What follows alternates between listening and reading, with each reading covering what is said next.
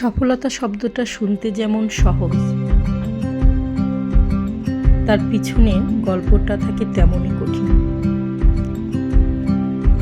সফলতার গল্প শুনতে আমরা সবাই ভালোবাসি, শুনলে খুবই মোটিভেট হই এবং মনে হয় যে আমরাও সফল হতে পারব।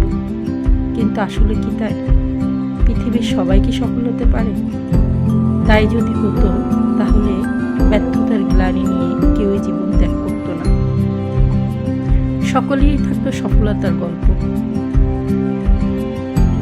সফলতা অর্জন করা কোনো সহজ ব্যাপার না, এটা অনেক বেশি কষ্টের, অনেক শ্রম, অনেক স্ট্রাগল, অনেক ধৈর্যের ব্যাপার। আর এই ধৈর্য ধরে কাজ করার মানসিকতাও সবার থাকে না।